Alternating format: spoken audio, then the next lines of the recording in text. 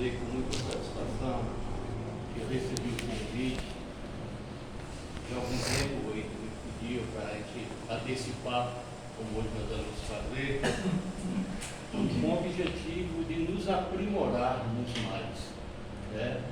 Porque a doutrina espírita tem como objetivo, um deles, a nossa evolução espiritual. Então, no momento que nós nos reunimos aqui, tem essa finalidade, né? E Marialva me passou um tema que é presente, né? Como tudo no livro dos Espíritos é presente, mas que nós precisamos discorrer e entender melhor, né, sobre esse tema, sobre a ingratidão dos filhos e a família espiritual, né? Isso é importante, porque faz parte de todo o contexto da nossa vida, né? Quando a gente fala em ingratidão de filhos, nos vem na mente imediatamente a questão familiar. Família essa que, para mim e para todos, grande maioria, eu acredito, se constitui na célula da sociedade.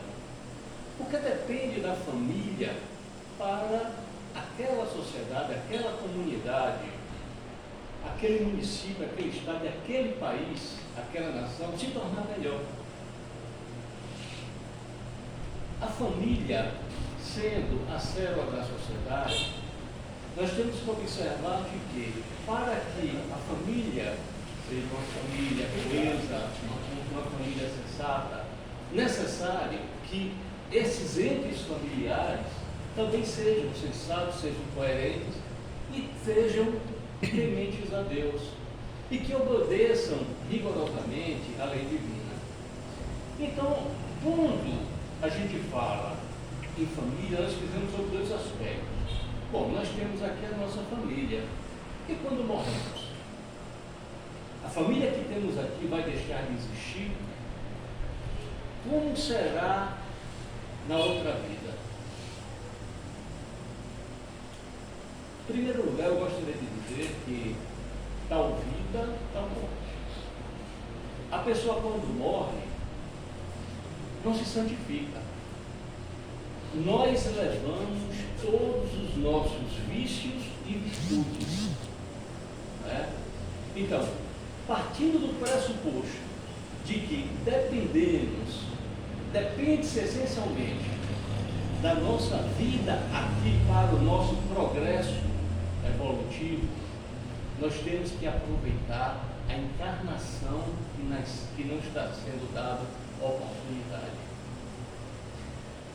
Mas, como eu disse, a família de laços corporais, que é essa que nós vivemos, ela é constituída através da consanguinidade, ou seja, do pai, da mãe e aquele filho ser legítimo. Ela pode ser através de adoção, né? Através da legislação vigente, que existe o poder judiciário, que aí estabelece que aquele filho é um filho que acaba sendo não legítimo, mas tem tantos direitos quanto o filho legítimo. E temos o filho por afinidade. O que é o filho por afinidade? É aquele filho que existe um amor. Existe uma tão importante quanto o filho consanguíneo, tão importante como o filho adotivo. Então, sobre esse prisma, nós temos que observar de que a família é fundamental. E vivemos em sociedade. Essa sociedade, existem regras, existem normas. Infelizmente, o que é que está acontecendo, já acontece há muitos anos, mas ultimamente se tem acentuado, os filhos, muitas vezes, não dão atenção devida aos pais. Não sabendo ele, e muitas vezes sabem, que ao encarnar em uma família, foi um pedido dele quando estava na erraticidade. O que vem a ser a erraticidade? aquele momento que o espírito está no plano espiritual, esperando a oportunidade de se encarnar. E aquele espírito pede para ser encarnado naquela família. E isso por vários motivos. Muitas vezes por faltas passadas, pretéritas, e quer reparar nessa encarnação. E aí o que é que acontece? Muitas vezes a pessoa perde essa encarnação. Por quê? Porque deixa de cumprir um compromisso assumido ainda no plano espiritual. Mas, como eu estava dizendo, nós temos a família por laços corporais. Disse também que existe uma sociedade, e nessa sociedade existe uma legislação. Essa legislação dá um amparo aos pais. Filhos ingratos, filhos que não conhecem o que os pais fizeram durante toda a vida. Quando os pais chegam à velhice, abandonam, muitas vezes levado a um asilo. Tem asilos muito bons, por sinal. Tem outros, entretanto, que não. Mas tem casa de recuperação de que não dá o que o filho dá, o amor, o carinho. E nesse momento, os pais sentem muito. Mas o que é que acontece geralmente com os filhos, já que o tema é a ingratidão? Não sempre, mas algumas situações onde há o abandono do idoso. É o que nós chamamos de abandono afetivo inverso. Na legislação, a Constituição da República, ela determina de que os pais têm a obrigação de criar e educar os seus filhos. E diz também de que os filhos maiores de idade têm o dever de zelar pelos seus pais, dando sustento, dando amor, não abandonando. Também nós temos o Estatuto do Idoso, que é a mesma coisa, que protege esses idosos, que protege as pessoas que chegam na velhice, obrigando os seus filhos. E, além de tudo isso, tem uma legislação penal que determina de que se os filhos não cumprirem com suas obrigações de olhar pelos seus pais, eles cumprem uma pena de detenção de 2, deixa eu ver aqui com mais precisão, de 6 meses a 3 anos. Então veja, existe uma legislação vigente em que obriga os filhos a olhar os seus pais na velhice. Ora, existem aqueles que são sensatos e coerentes e têm um amor pelos seus pais. Outros, entretanto, não. Mas para observarmos de que existe ainda uma lei maior do que todas essas que eu citei, que é o Decálogo, é a lei de Deus. Um dos mandamentos de Deus é o seguinte: honrarás o teu pai e a tua mãe para teres uma dilatada vida sobre a terra que o Senhor teu Deus te há de dar. Vamos aqui dividir esse tópico, esse mandamento. O que é um mandamento? É uma ordem do Pai, é uma lei sagrada que nós não podemos violar. Então o mandamento diz: honrarás a teu pai e a tua mãe. Honrarás o teu pai e a tua mãe é uma consequência da lei geral da caridade e do amor. Ora, sem caridade e sem amor, não há honra ao pai, não há honra à mãe. E é fundamental que todos observem isso. No momento em que Cristo coloca dessa forma, honrarás, existe um imperativo, uma determinação. Honrar. Honrar, isso tem como consequência o quê? A piedade filial. É o que Cristo posteriormente veio a nos esclarecer. No momento em que Moisés recebeu o decálogo, recebeu a lei de Deus, nós tínhamos naquela época, os hebreus, pessoas que não tinham um conhecimento adequado para o que nós temos hoje, para entendermos de que, por exemplo, a vida que Cristo prometeu, a terra prometida, não era bens físicos, bens materiais, mas sim o céu, mas sim uma vida eterna. Isso mais adiante nós iremos discorrer. Mas quando a gente fala sobre o amor, nós questionamos, o que vem ser o amor? É a essência da vida. Você não honra o seu pai e sua mãe se você não tiver amor para com eles e para com o próximo.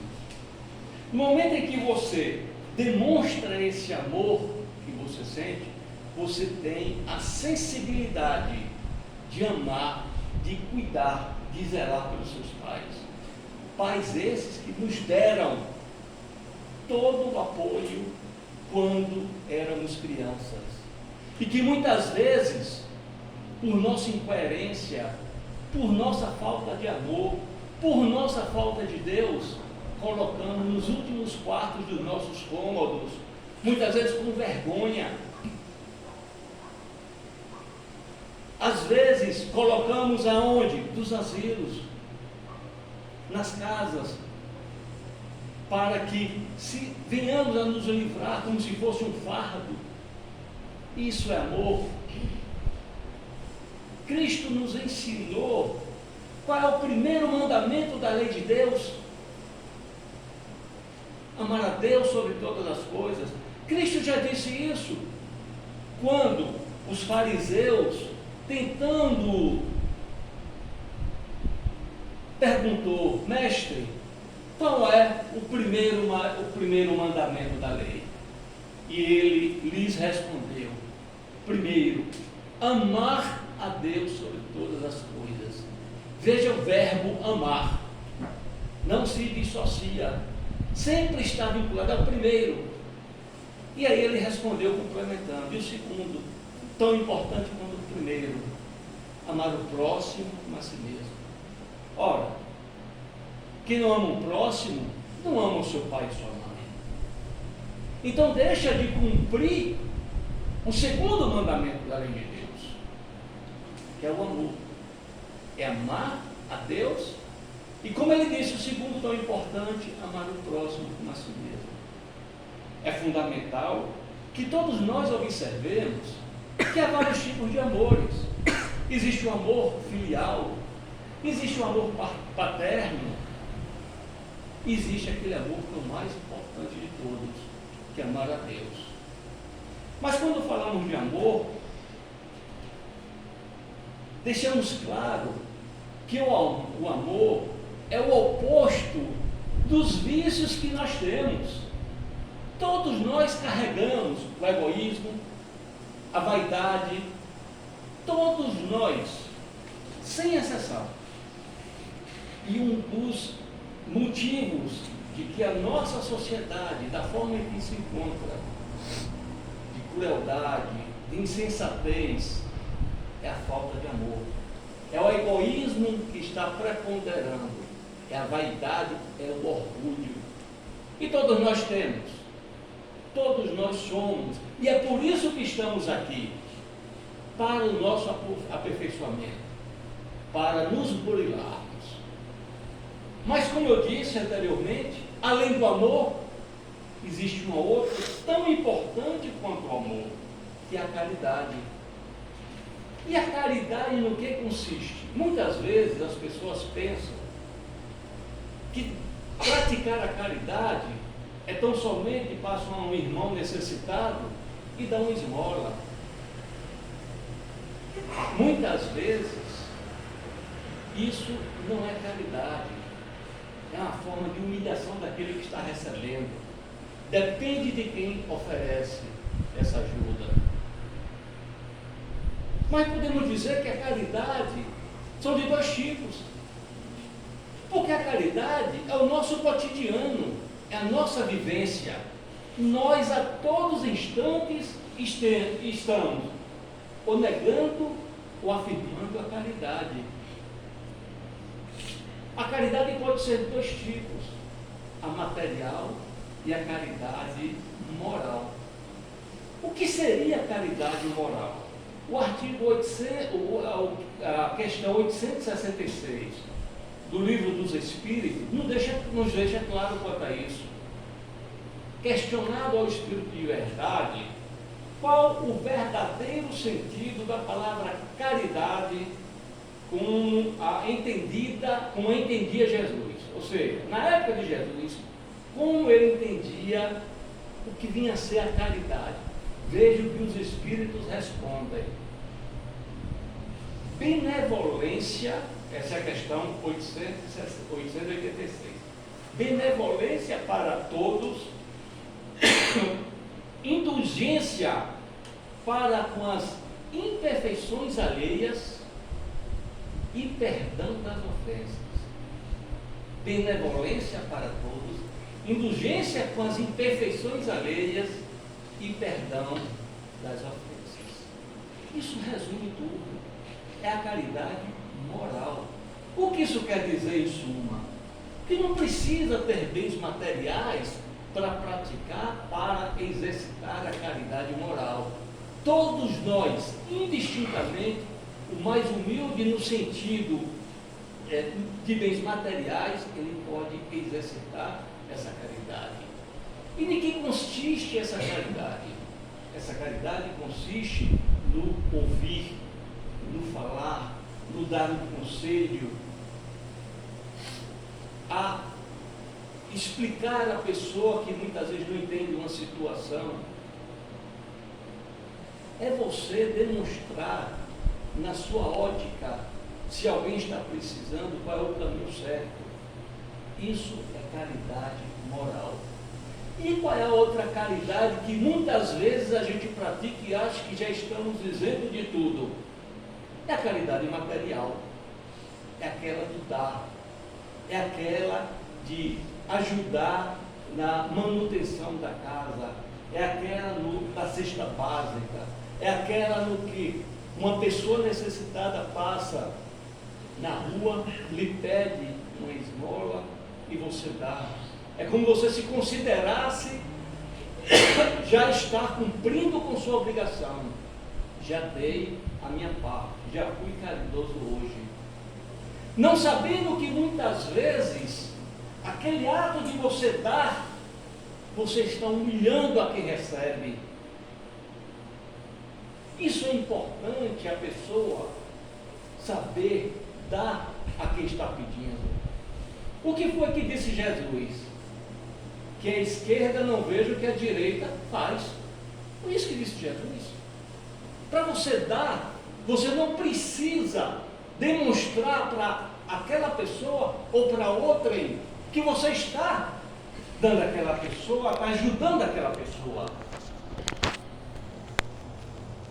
É um outro exemplo que eu dou. O centro espírita necessita de doações? Necessita. Aí eu lhe pergunto, por que eu vou colocar meu nome lá para dizer, olha, eu estou doando? Para que isso? Não. Eu estou doando porque eu estou querendo ajudar. Aí tem que identificar, bota aí, doador. Não precisa ninguém ficar sabendo. Isso é que é dar à esquerda sem saber o que é direita. Quem é essa pessoa? Obrigado, não tinha visto. E aqui eu vou precisar do teu.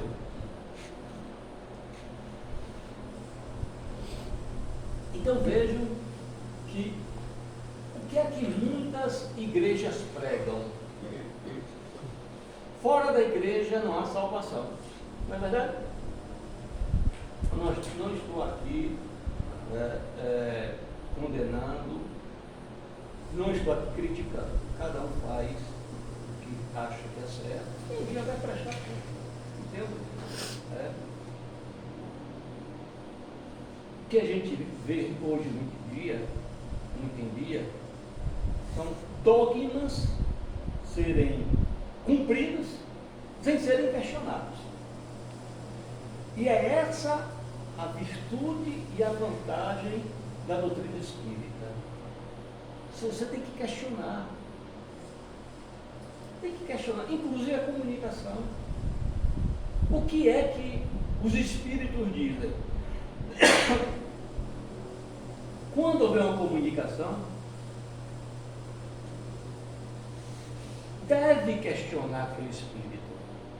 Pode ser um espírito frívolo, pode ser realmente um espírito, dependendo da condição do médium, até um espírito puro. Então, a própria doutrina nos orienta a que seja questionado aquele espírito, para ver qual é a origem dele, se é um brincalhão.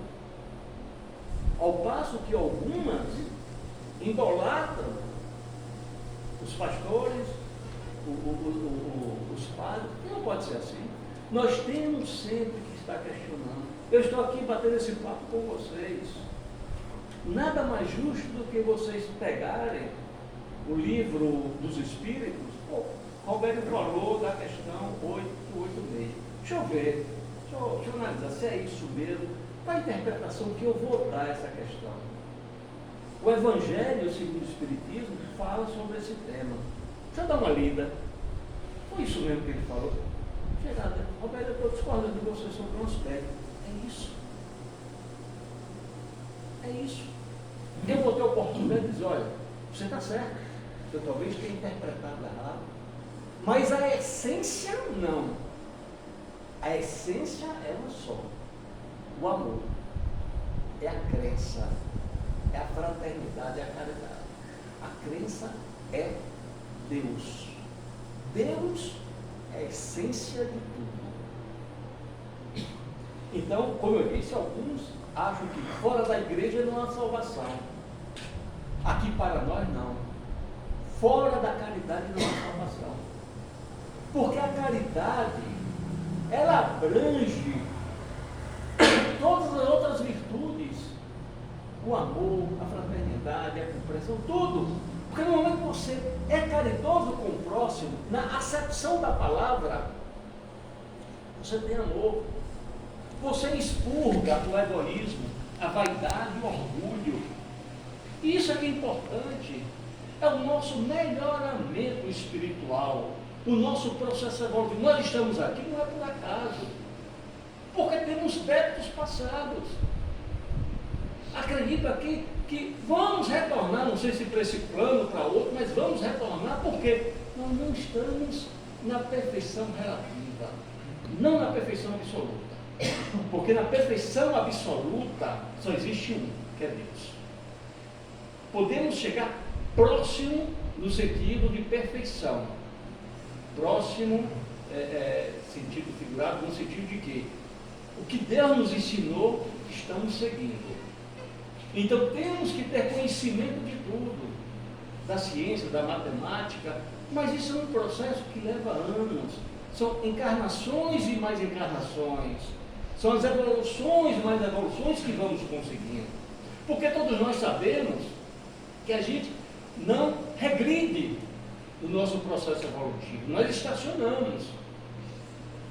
Tá? Nós estacionamos. E a tendência é exatamente a gente evoluir. Porque esse é o objetivo maior. Mas eu não sei já aceitando o tempo. Até faltam 15 aí. 15? Pronto, é porque eu tenho que... Fica à vontade. Bom, quando se fala em honrar o pai e a mãe, não é somente respeitá-lo, é uma obrigação nossa. Mas como eu disse anteriormente, é cuidar, é zelar, é dar amor. A ingratidão dos filhos decorre desse fato, de você não dar o amor necessário que seus pais merecem. Então, quando você vê uma família desajustada, aqui eu boto entre parênteses, porque as reencarnações, elas são programadas, elas não são de forma aleatória. Se existe uma família e uma pessoa, um espírito diz, eu quero reencarnar naquela família, com o objetivo de quê? De evoluir. Isso chama-se Missão. Pai e mãe têm missões. Ser pai e ser mãe é missão. Ser filho, ele pede uma missão. O que é que acontece? Na reencarnação, a pessoa pede. Mas muitas vezes existem espíritos que são preguiçosos mesmo. Então não pede a reencarnação. Aí ela muitas vezes ela vai de forma obrigatória, porque ele tem que evoluir. Todo espírito precisa evoluir. Já a missão, não. A missão é um pedido do espírito para, quando encarnar, cumprir naquela família ou em determinada situação. Evidentemente que alguns sucumbem, outros não. Isso vai depender muito exatamente da situação de cada um no processo evolutivo. Sobre ingratidão, eu vou adiantar porque senão o tema é um extenso e aí a gente não dá tempo muitas vezes. Mas vamos lá, vou adiantar para. Teve um exemplo que me chamou muita atenção. Um filho, em Florianópolis, um filho pegou seu pai e deixou na rodoviária. Esse pai demonstrava uma certa debilidade psíquica, física também. Mas o filho chegou lá e abandonou o pai na rodoviária. Chegando, procuraram saber, encontraram esse filho, foram atrás dele e levaram para ele cuidar do pai, porque é um dever, uma obrigação dele. Ele simplesmente se recusou, não aceitou a cuidar do pai. O órgão público pegou esse senhor e levou para uma casa para ser cuidado. Então veja, o que é isso? Ingratidão. Ingratidão por quê? Porque não obedeceu às leis de Deus. Cadê? Onde é que está a caridade? Onde é que está o amor? Não existe nesse filho. Uma outra situação que me chamou a atenção foi de uma senhora, já idosa, numa casa de cuidados, né? Ela perguntando a ela o que ela mais sentia falta. Ela disse: da visita dos meus filhos. Gente, já imaginou uma pessoa criar e durante toda essa vida ter cuidado, chega quando mais precisa, o filho abandona. Não vai lá, sequer para visitar. O que é isso? Ingratidão. Ingratidão. Falta de quê? Amor, caridade. Vou adiantar um pouquinho, senão não vai dar tempo. Aí vem a outra parte do mandamento. Para teres uma dilatada vida sobre a terra, que é o Senhor teu Deus, que o Senhor teu Deus te há de dar. Ó, uma dilatada vida. Naquela época, os hebreus, como eu falei antes, pensavam que eram bens materiais, era uma terra que ia dar para eles cultivar, para eles trabalhar. Aí, com o advento de Jesus Cristo, aí ele veio esclarecer que a terra prometida é o céu, que a terra prometida dado é exatamente uma outra vida, a vida espiritual. Então, isso veio a ser compreendido depois que Jesus veio aqui e deixou esse legado tão imenso para todos nós. Eu falei da reencarnação, né, que é importante. Eu falei também de ser pai e ser mãe, né, que é uma missão, na verdade, né, é uma missão sagrada. Ser pai e ser mãe é uma missão sagrada. É verdade que muitos pais não correspondem. Muitos pais abandonam os seus filhos, mas aí ele vai prestar conta a Deus. Não justifica o filho abandonar o seu pai. mesmo os pais abandonando o seu filho, não justifica os filhos abandonarem o seu pai. Bom, então, já que o tempo está chegando, vamos falar um pouco sobre a família espiritual, né? Bom, no que consiste a família espiritual? Olha, nós falamos sobre a família aqui da Terra, né? E a família espiritual? Elas se formam, como é que se formam essas famílias espirituais? Através da simpatia e da comunhão dos pensamentos. A proporção que os espíritos, né, vão evoluindo, aqui nesse plano, vamos colocar da seguinte forma: a proporção que as pessoas vão evoluindo, porque as pessoas estão o quê? Alma. O que é alma? É o espírito encarnado, tá certo? Então a alma é o espírito encarnado. Então, a proporção que a pessoa, e por conseguinte a alma, evolui, vão entrando em sintonia com outras pessoas, com outros espíritos, e chegado à vida espiritual, diante da simpatia, da comunhão de pensamentos, forma-se a família espiritual. Então é isso que é a família espiritual. Aí pergunta, a família espiritual só se reúne lá no plano espiritual? Não. Quando você vê uma família, nem sempre, mas normalmente, aqui na Terra, encarnado, uma família unida, uma família onde há compreensão, onde há harmonia, se configura uma família espiritual que ali se está.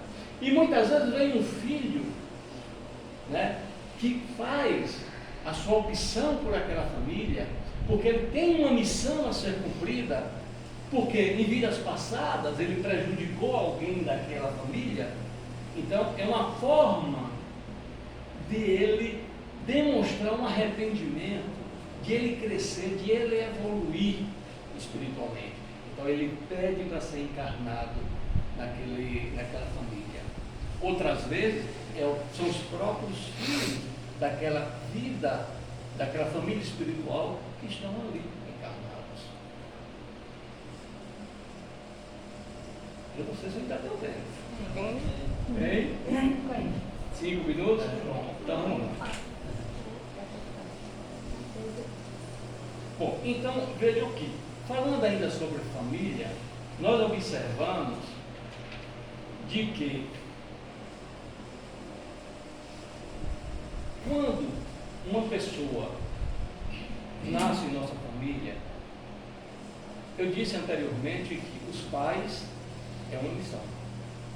Os filhos, ele também tem muitas vezes uma missão, que ele pede.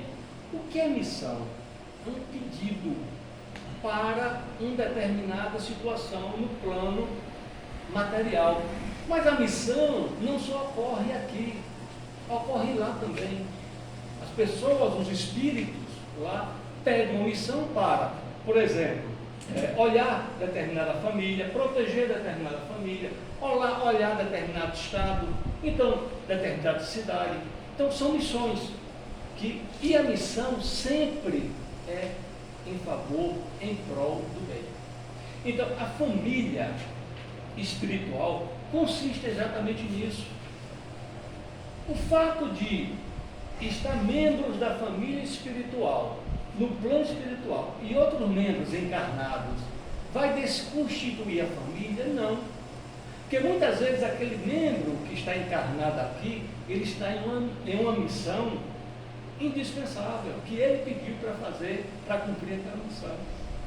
Então vejam que sobre missão é um tema vasto, né, que aí demandaria mais tempo para a gente poder conversar. Pois não? Eu queria, se o senhor puder, nesse minutinho, comentasse um pouquinho. Divaldo Franco, ele fala muito da história de vida familiar dele, bastante conturbada, né? E a gente vê essas encarnações espirituais, pessoas que tiveram histórias passadas muito conflituosas, que se reúnem na tentativa de espiar algumas coisas. E às vezes isso não dá certo. Às vezes a gente vê essas famílias conflituosas, como o senhor colocou, não conseguindo cumprir as suas missões. Como mais que a gente pode tentar ajudar nesse ponto? Olha, vamos lá. Como eu disse anteriormente, existe uma programação. Quando um espírito ele é encarnado, essa missão, ele escolhe. E Deus não dá um fardo pesado que aquela pessoa não possa carregar. Tá certo? Então, aquela pessoa que diz, olha, eu quero ser, vamos dar um exemplo que você colocou, na família. Família A, não vamos especificamente a família de Divaldo, mas foi para uma família A. Existe uma conturbação familiar. A necessidade da encarnação ser feita naquela família, por quê? Aquele espírito ou aqueles pais têm débitos uns com os outros. Muitas vezes conseguem conciliar, conseguem resolver através do quê? Do amor. E muitas vezes não. Como eu disse anteriormente, existe a sucumbência. Sucumbiu, não conseguiu naquela encarnação o objetivo da sua missão. Porque qual é o nosso objetivo aqui na Terra? Não é um processo evolutivo? Não é o nosso melhoramento espiritual, o nosso melhoramento moral? O nosso objetivo não é esse? É. Então, se não conseguiu em uma família, ele vai voltar para terminar de cumprir aquela missão, aquela obrigação. Que não seja nessa família, que seja em outra, mas ele vai ter que cumprir aquela obrigação que ele assumiu no plano espiritual. Tudo que é assumido tem que ser cumprido. Por isso que existem várias encarnações, para o nosso melhoramento. Se eu não conseguir, eu estou em uma encarnação, eu assumi compromisso. Isso eu tenho consciência que eu assumi compromisso na vida, antes da minha encarnação. Se eu não conseguir cumprir esses compromissos assumidos, eu voltarei em outra encarnação para completar o que eu deixei de cumprir. Mas aquele compromisso tem que ser cumprido. Entendeu? Então, é em cima disso, é com base nisso, que eu disse, como eu disse anteriormente, para sermos um espírito não puro, que só existe Deus, a purificação, mas um espírito relativamente puro, mais próximo, nós temos que ter conhecimento de tudo. Por isso que a encarnação só não resolve. Por que é que você vê hoje, e principalmente hoje em dia, tantas crianças com um QI altíssimo, que consegue? Eu tenho um sobrinho de 4 anos, ele fala inglês. Aí você diz, não, ele viu na televisão. Ah, tudo bem, eu não sei falar. Eu tenho 62 anos, não sei para onde vai nada. E entrei em escola de inglês e tudo mais. Ele com 4 anos, ele sabe contar, ele sabe as cores em inglês. 4 anos. O que é isso? Espírito evoluído. E hoje em dia a tendência está sendo essa. As crianças podem observar. A gente fala, as crianças só falta falar. Não é verdade. Não é verdade. Tudo o que? Evolução. Conhecimentos adquiridos de encarnação e mais de encarnação. São conhecimentos que eles brotam. Chega um momento que eles fluem. Tá? Então, a importância da nossa evolução, do nosso crescimento, e nós procurarmos entender que nós estamos aqui, não é por acaso. Existe a lei da ação e reação. Todos nós sabemos. E nós temos que aproveitar essa encarnação. Mas como é que nós vamos aproveitar? Através do amor, através da caridade, da compreensão. Nós não somos perfeitos, somos muito falhos. Por isso que estamos aqui. E por isso precisamos, a todo instante, estar nos vigiando. Por que disse Cristo? Orai e vigiai. Orar é fundamental. e vigiai os nossos pensamentos, as nossas atitudes. Nós não sabemos o que assumimos no passado, mas sabemos discernir o certo do errado. Sabemos muito bem, se eu fizer aquilo, eu estou infringindo não apenas a lei dos homens, mas a lei de Deus, a harmonia do universo. E isso é importante nós nos policiarmos, nos fiscalizarmos quanto a isto. Porque é através dessa fiscalização que existe o processo evolutivo. E é através disso que nós vamos para uma classe mais adiantada dos espíritos quando aqui desencarnarmos. Gente, eu acho que já chegou o limite. Eu só tenho a agradecer a vocês, agradecer ao pessoal e estamos aqui à disposição de vocês. Espero que o que nós conversamos hoje seja motivo de reflexão, motivo de pesquisa e, acima de tudo, colocarmos em prática o que nos é ensinado no dia a dia. Isso é importantíssimo. É o reconhecimento da palavra de Deus. Que Deus abençoe a todos.